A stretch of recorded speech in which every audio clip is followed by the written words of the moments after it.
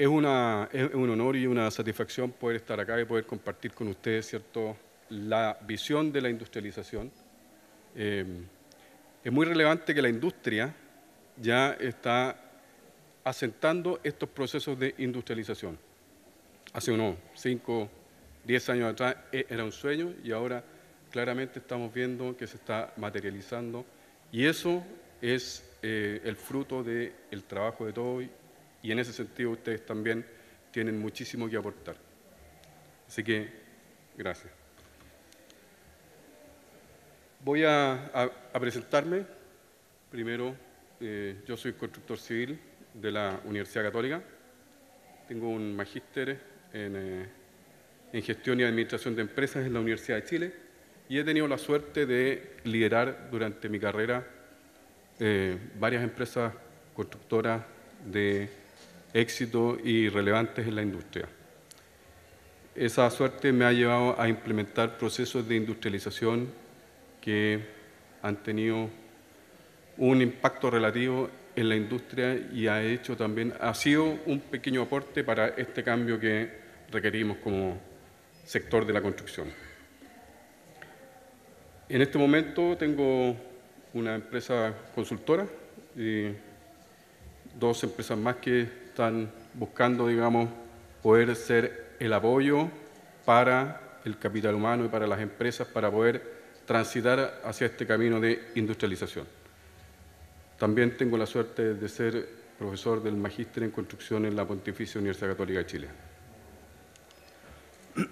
¿Qué es Expande Consultores? Expande Consultores es una empresa asesora en productividad e industrialización de la construcción, la cual apoya en la formación del capital humano a través de otra empresa que es Train and Build. Esta empresa está asociada con una empresa experta en todo el ámbito educacional y los sistemas educacionales, tanto tradicionales como e-learning, que es MSI Group, una empresa de alcance internacional.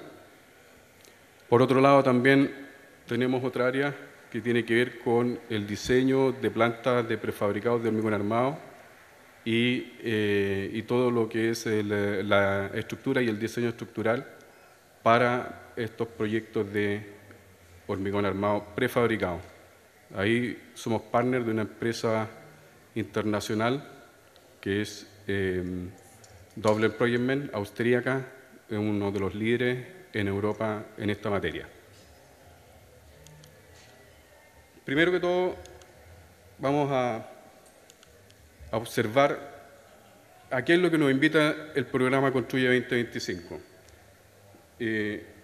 Construye 2025 se genera como un programa estratégico nacional que plantea el desafío de aumentar la productividad en la industria de la construcción.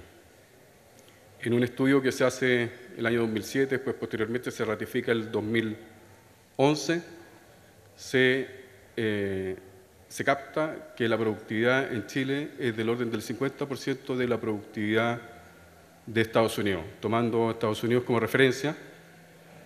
Y si bien es una mala noticia, hay una muy buena noticia que tiene que ver con que hay una brecha potencial de productividad que es muy fácil de alcanzar, es un 87%, y eso tiene que ver con incorporar sistemas de gestión avanzados como Lean Construction, como Last Planner, tiene que ver con sistemas prefabricados, tiene que ver con formación y capacitación del capital humano, sobre todo con entrenamiento, prácticas de excelencia operacional, y tiene que ver con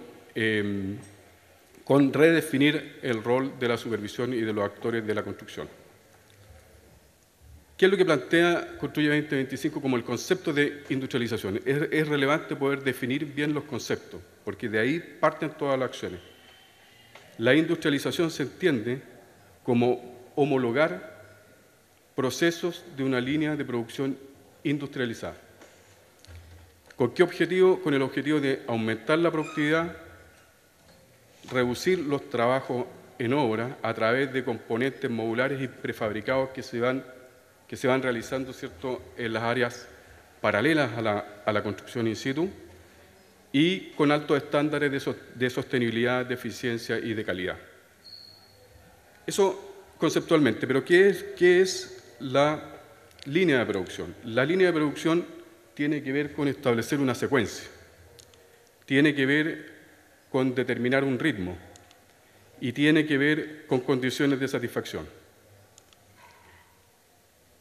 Básicamente, lo que debemos de replicar es en la construcción, en nuestros procesos constructivos en situ, esta secuencia que tiene un ritmo, que tiene una lógica y que tiene condiciones de satisfacción que permiten que no existan los reprocesos. Y esto, en el concepto de industrialización, que es donde nosotros queremos materializar el valor ganado de obtener plantas prefabricadas, de obtener moldaje con ciertas condiciones, de obtener construcción modular, ese valor ganado se va a materializar solo si planificamos bajo un concepto de línea de producción industrial. Aquí podemos ver, este es el caso de un proyecto con un moldaje industrializado, el cual tiene dos alternativas. Se puede construir como aparece en esa foto, en la cual, ¿cierto?, tenemos un proceso de obra gruesa medianamente controlado, con estándares de desviaciones a nivel de milímetro, pero no tenemos una secuencia de construcción. Y esa es una construcción tradicional en un ambiente o con elementos que nos aportan una variabilidad menor. Pero eso no es la industrialización. La industrialización lo que busca, cuando hablamos de secuencia, hablamos de plasmar claramente las distintas actividades y optimizar los tiempos de producción. En la foto que estamos viendo, ¿cierto?, observamos la construcción de obra gruesa a un nivel de un tercer piso y el primer y segundo piso con ventanas instaladas y posteriormente entrando todas las actividades de terminaciones. En el siguiente ejemplo podemos observar el primer edificio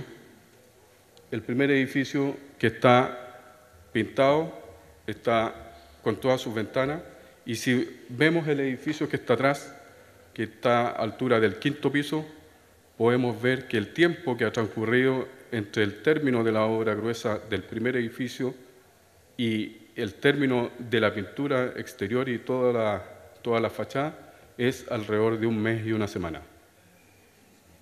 Esa secuencia, esa es la forma en que nosotros podemos materializar la industrialización. Y el elemento clave es la planificación. Yo lo que quiero destacar es que, independiente del proceso constructivo que nosotros tengamos, independiente de los elementos que conforman las distintas tipologías de construcción, la industrialización va a estar dada por la planificación. Y la planificación tiene un pilar, y ese pilar es el capital humano. Nosotros tenemos que generar las competencias necesarias de nuestro equipo para poder materializar el valor ganado de los elementos industrializados o prefabricados. Pero eso no va a ocurrir si no materializamos una planificación distinta. En ese sentido, después de mucha experiencia y de implementar muchos de estos procesos en las distintas empresas en que he estado, me he atrevido a generar 10 pasos. 10 pasos claves que son, a mi juicio, podríamos profundizar después en cada uno de ellos más. Y hay paralelamente otros también. Mucho tiene que ver con formación y con entrenamiento. Pero estos 10 pasos son elementales. Primero, la estabilización del proceso central. ¿Qué es lo que quiere decir este concepto? Quiere decir que debemos limitar las desviaciones de aquellos procesos en los cuales cuelga el resto de los procesos. Cuando yo planteo que cuelga el resto de los procesos, quiero decir, en estricto rigor, la obra gruesa. La obra gruesa debemos llevarla a desviaciones del orden milimétrico. De lo contrario, el montaje y la prefabricación posterior no tiene ningún futuro. Lo único que haremos será encarecer el proyecto. Por definición,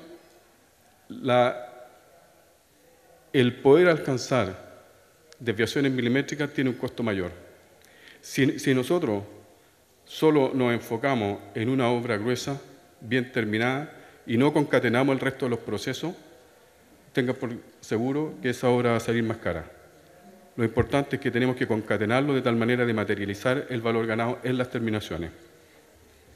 Y así podemos tomar distintas metodologías, como el moldaje manuportable de aluminio de distintas marcas, ahí hay 2 marcas. Podemos construirlo bajo el concepto de una obra gruesa tradicional. Ese es un hormigón a la vista, con desviaciones milimétricas. O podemos también obtenerlo a través de prefabricados como empresas que todos conocemos y que la verdad están aportando mucho a esta industria. Esa estabilización de ese proceso central se traduce en pasar de desviaciones en centímetros a desviaciones en milímetros. El segundo paso clave, a mi juicio, tiene que ver con la planificación de la obra en términos de producción diaria. Este ritmo, que está dado por la obra gruesa, esta secuencia y esta producción debe ser diaria.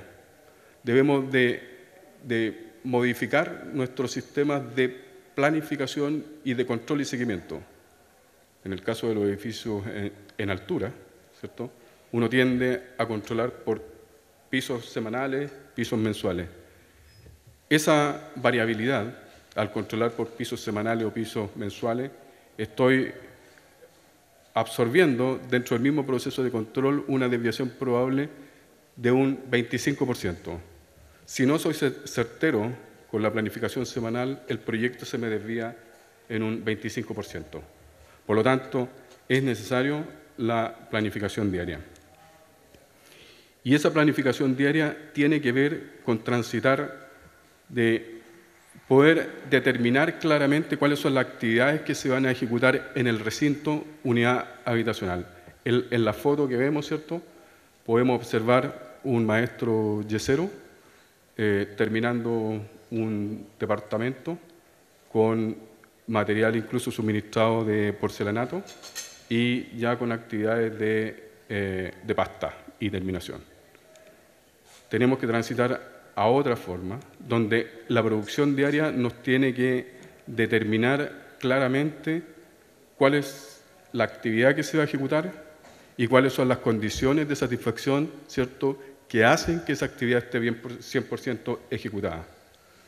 Bajo este concepto, ¿cierto?, los avances tienen que ser binarios, no pueden ser porcentuales, porque cuando hay un avance porcentual quiere decir que o hay una fracción de la actividad que no se ejecutó correctamente o sencillamente hay algún reproceso latente. Tercer paso clave tiene que ver con la optimización de las actividades para una unidad habitacional. Este es un concepto bastante distinto, porque este concepto lo que plantea es definir un programa de obra, una planificación de obra que busque el óptimo, ¿ya? Ese óptimo viene dado por esta secuencia de actividades críticas absolutamente concatenadas que apuntan a una materialización de la actividad 100% y finalmente termina trasladando todo a la ruta crítica. En el ejercicio que nosotros hemos hecho, la planificación se puede optimizar si se mira desde esta perspectiva del orden de un 45-50%. Entonces, el programa, ojo que este programa también debe pensarse para la obra, debe pensarse para para el equipo interno, ¿ya? No tiene que ver con la relación contractual con el mandante, pero sí tiene que ver con la optimización de los procesos internos, ¿ya? Y esto, ahí aparecen unos ejemplos, cómo es esta programación tradicional. Cuando yo planteo holguras verticales y holguras horizontales, quieren decir, la holgura vertical quiere decir aquellas actividades que no agregan valor, que están consideradas solamente como una holgura en estricto rigor, ¿cierto? Y las holguras horizontales tienen que ver con las fechas de inicio. Si nosotros observamos la programación siguiente, donde todo es una secuencia óptima sin holgura, podemos ver en el primer proyecto que implementamos esto, si observan la curva inferior, ese es un proyecto que salió en costo y plazo. Y si observan la curva superior, ese es el programa óptimo. O sea, el orden, la eficiencia de la programación que nosotros habíamos ejecutado en nuestro proyecto era del orden de un 47% con respecto al óptimo. En los proyectos subsiguientes nos pusimos la meta de buscar este programa óptimo y llegamos, como está plasmado ahí en el tercer edificio, al orden del 75% de optimización. Llegamos finalmente en un último proyecto del orden del 85% proyecto de optimización, lo que significó en esa oportunidad pasar de un proyecto que se demoraba 2 edificios de 5 pisos, pasaron de construirse en 17 meses a construir 4 edificios de 5 pisos en 8 meses. Ese es el potencial de la optimización si uno se plantea el óptimo. No debe plantearse metas que tienen que ver con proyectos anteriores. Tiene que buscar la optimización en un 100%. El cuarto paso clave tiene que ver con poder materializar este plan. Y aquí donde normalmente yo pienso que nosotros nos equivocamos, porque nosotros partimos por esto. Estas son las herramientas. La materialización del plan tiene que ver plasmar el plan óptimo, esa secuencia, esas condiciones de satisfacción, plasmarlas en una plataforma de un programa, en una plataforma que nos permita hacer un control y seguimiento y una incorporación de los recursos para poder establecer, ¿cierto?, los indicadores que van dando cuenta del cumplimiento de nuestro objetivo. Normalmente las empresas partimos por acá. Esta es una herramienta. El quinto paso clave, que en realidad es uno de los primeros, es una definición, a mi juicio, que es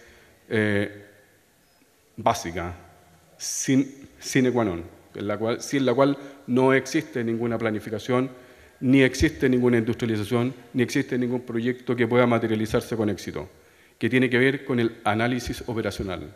Y este análisis operacional es poder identificar claramente los procesos operacionales, determinarlos en su secuencia, determinarlos en los recursos que incorporan, determinarlos en los tiempos que establecen y en las condiciones que requieren para poder ejecutarse en forma correcta. Y eso es, a mi juicio, un foco que hemos perdido los profesionales de la construcción. Nosotros debemos volvernos expertos en operación.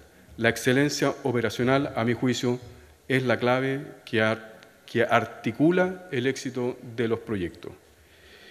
Este análisis operacional, el cual es el esquema siempre parte de 3 preguntas básicas que tienen que ver con cómo elimino actividades, cómo combino actividades o cómo redistribuyo actividades. La combinación de las actividades es la materialización de la prefabricación. La eliminación de las actividades es buscar aquellas actividades, estas holguras verticales, que no nos sirven, que no nos agregan valor al desarrollo de la materialización del producto. Y la redistribución de actividades es poder colocar las actividades en aquellos procesos que se agrega más valor. Este es un trabajo que se hace con el equipo de obra. Es un trabajo que incorpora a todo el personal. El análisis operacional se basa en la operación. Por lo tanto, todos los actores tienen su puesto en este equipo. El sexto paso clave tiene que ver con abastecimiento y logística. Acá es donde la bodega debe de tener un cambio radical en su definición. La bodega, por definición, es un lugar donde se almacenan materiales bajo ciertas condiciones. Debe de pasar a ser unidad de abastecimiento y logística con un foco claro que tiene que ver con el suministro oportuno en cantidad y calidad del punto productivo. No me sirve en los límites de la bodega. Debe ser en el punto productivo para garantizar la producción esperada. Y además debe de manejar, ¿cierto?, correctamente el inventario, porque el inventario en todos los proyectos y en cualquier industria es capital inmovilizado y una de las más grandes restricciones que tienen todos los proyectos, ¿cierto?, son los recursos. Y eso tiene que ver con hacer kit, tiene que ver con no solo el kit, sino que distribuir en el lugar donde se van a ejecutar los trabajos los materiales de la forma lógica en que se van a utilizar. Y tiene que ver también con la protección después de las instalaciones. El sexto paso clave, a mi juicio, tiene que ver con el control y seguimiento del plan.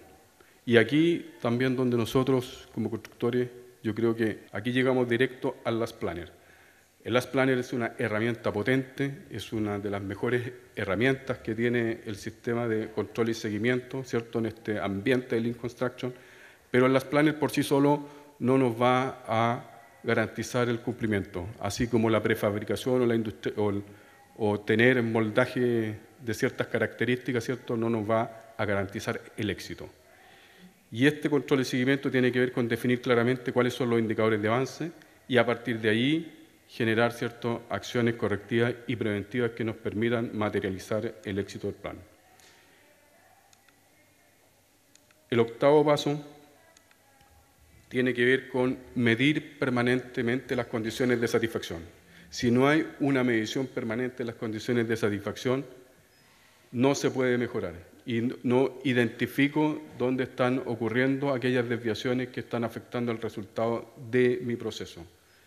Esto tiene que ver con también generar a partir de allí acciones correctivas y preventivas. Y la condición de satisfacción debe determinar también, ¿cierto?, no solo cuál es el resultado que yo espero, la desviación, que puede ser, por ejemplo, más o menos 3 milímetros, sino que tiene que ver también con cómo se materializa esa medición, con qué herramientas se mide y tiene que ver también fundamentalmente con el entrenamiento y la formación de los trabajadores para poder ejecutar esa actividad en forma correcta. Finalmente, a mi juicio, la condición de satisfacción es parte del proceso, por lo tanto debe ser incorporada en la labor y en la responsabilidad de los trabajadores. El área de calidad o el sistema de gestión de calidad como externa debe pasar a tener un rol formativo dentro de la obra, pero no es el responsable de la calidad. El responsable de la calidad está en la producción, en la operación y en quien ejecuta las distintas actividades. Y medir, como manifestábamos, ¿cierto?, permanentemente estas condiciones para poder tomar acciones correctivas o preventivas. El noveno paso, también fundamental, tiene que ver con el entrenamiento del personal y con la comunicación, con una estrategia comunicacional. Tiene que haber una estrategia comunicacional que sea capaz de involucrar a todos los actores, de transmitir el mismo objetivo para los distintos estamentos que participan de la construcción de nuestros proyectos. Y esa estrategia comunicacional debe ser clara, debe ser definida, debe tener un proceso y debe tener una forma y una metodología en la cual se comunica permanentemente. Tiene que ver con, por ejemplo, a veces es un panel que se implementado en las obras, que está en el mismo lugar físico de la obra, en donde maestros y equipos consultan permanentemente cuál es el avance planificado, cuáles son los rendimientos, cuáles son los recursos y las condiciones de satisfacción. Tiene que ver con entrenar, tiene que ver con buscar tecnologías que sean capaces de aumentar la productividad y tiene que ver con espacios de entrenamiento y de simulación de las distintas actividades que nosotros podemos prefabricar o queremos optimizar. Y el 10º paso, a mi juicio, que es la base de la mejora, tiene que ver con la detección permanente de los cuellos de botella. Aquellos procesos que nosotros observamos que nos están limitando la producción, que nos están limitando nuestro rendimiento, debemos determinar una estrategia para abordarlo y para poder levantarlos, para seguir optimizando nuestros procesos. Esta es, a mi juicio, la principal competencia que debe desarrollar el profesional administrador de la obra. Debe ser aquel que lidera e identifica las restricciones y a partir de ahí propone y genera planes que mejoran esa actividad y pueden aumentar la productividad y el rendimiento. Y eso tiene que ver con, por ejemplo, esa fotografía que observamos ahí, tabiques prefabricados con instalaciones, y tiene que ver con identificar cuáles son otras actividades que nosotros podemos combinar y que nos puedan aportar y agregar valor. Puertas, y en el último caso, ¿cierto?, tiene que ver con... en la última fotografía, por ejemplo, los procesos de la construcción del edificio. Un edificio de 5 pisos, de 58 departamentos, se construía impajaritablemente en 3,5 meses. Y como observan, la ruta crítica y el cuello de botella se había trasladado a la urbanización. Entonces se redefinieron los procesos de urbanización para optimizarlo y construir la obra gruesa ya con un proyecto urbanizado, con jardines, con pasto y con piscina, por ejemplo. Ese es el caso. Esos son los 10 pasos que yo creo que son fundamentales. Lo hemos, ¿cierto?, conversado en forma rápida, pero cada uno de ellos requiere una profundización. Pero pienso que para la industrialización tiene 2 pilares fundamentales.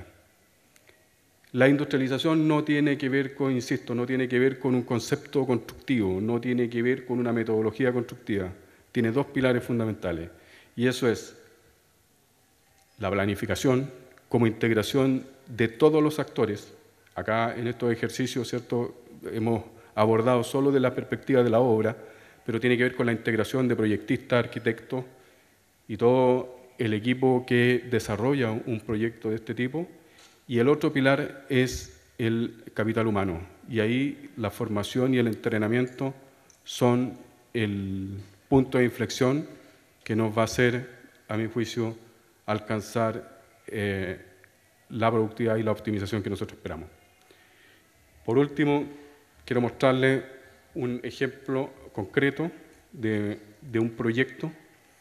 El primer proyecto, arriba de eso son 2 proyectos similares. El primer proyecto se ejecuta en alrededor de 15, 16 meses y tiene incluso, hay una línea ahí en color naranjo, ¿cierto?, que plantea reparaciones de obra gruesa, que le llamé yo. Habían 6 meses o 3,5 meses de obra gruesa y 7 meses de reparaciones. En el escenario inferior, donde vamos a ver cómo se implementó el proyecto de industrialización, ¿cierto?, observamos que hay un solo mes de reparación de obra gruesa, que en estricto rigor eso fue la implementación del yeso proyectado, porque el objetivo era montar las distintas actividades de terminaciones. Y ahí es una búsqueda permanente de los cuellos de botella, identificar primero cuál es el proceso central que se debe estabilizar. A partir de allí, buscar levantar la problemática, se incorporó hormigón autocompactante, se identificó que posteriormente el problema radicaba en las instalaciones eléctricas, por lo tanto se montaron con la enferradura. Después habían problemas en términos para hacer el montaje, las desviaciones que se obtenían con el moldaje de aluminio manoportable eran del orden de más o menos 4 milímetros, y para hacer el montaje que nosotros queríamos había que alcanzar desviaciones del orden de más o menos 1 milímetro. Se incorporó el yeso proyectado, que era otro cuello de botella por el rendimiento que tenía. Posteriormente se incorporaron el resto de las terminaciones, las ventanas. Secuencialmente, después se prepararon al personal para montar puertas con cerradura, con marcos instaladas y pintadas. Después los closets se montaron también de una forma en 5 minutos, se rediseñaron con el mueblista y con el arquitecto, y se terminaron montando muebles de cocina con artefactos, los artefactos sanitarios, grifería, calefón, en 24 minutos por departamento. Y eso nos llevó a optimizar el proyecto de 17 meses a 10 meses. O sea, de 15 meses, perdón, a 10 meses. 5 meses menos. Un 33% menos. Parte desde el concepto, ¿cierto?, de estabilización de la obra gruesa. Es un proyecto que por definición cambia su estructura de presupuesto. Bajo este concepto, la obra gruesa tiene un valor más alto, del orden de un 10%, pero finalmente la constructora termina duplicando la utilidad esperada porque reduce los tiempos de construcción en un 33%.